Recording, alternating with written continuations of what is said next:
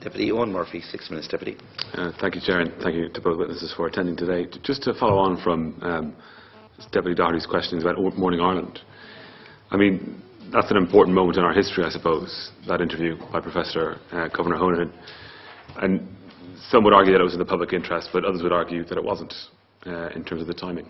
So would there be internal controls inside in Morning Ireland or in RTE to decide whether or not to allow him on? Does someone get a phone call? Is there something to check?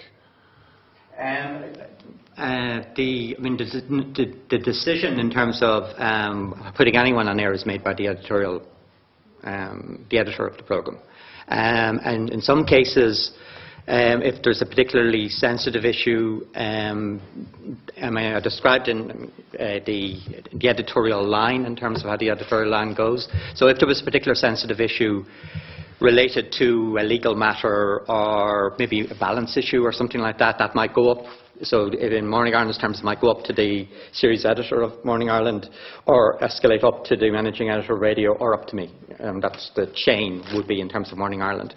And I think in terms of something like the Governor of the Central Bank wishing to make a statement on a matter of extreme current interest, it would be a very straightforward decision by the editor to make the decision themselves to put him on. They didn't escalate it? Not to my knowledge. I certainly wasn't asked about it. Okay. Thank you. And I have been about issues related to Morning Ireland, about someone, about whether or not someone is to be interviewed or not, depending on because of a sensitivity. But, were you concerned that you hadn't been notified of it then? I thought it was a really interesting development in the story. It was incredibly significant, though. Yeah, that's what I mean.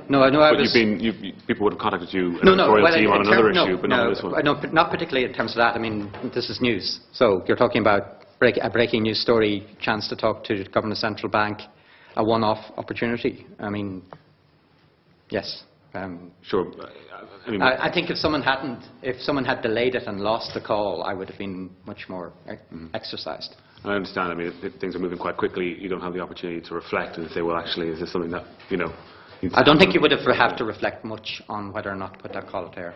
Okay. And are you aware of criticism from certain quarters that it wasn't in the public interest, the timing of the announcement? And I'm aware of criticism of Professor Honohan that he was sort of, stepping out of his appropriate line.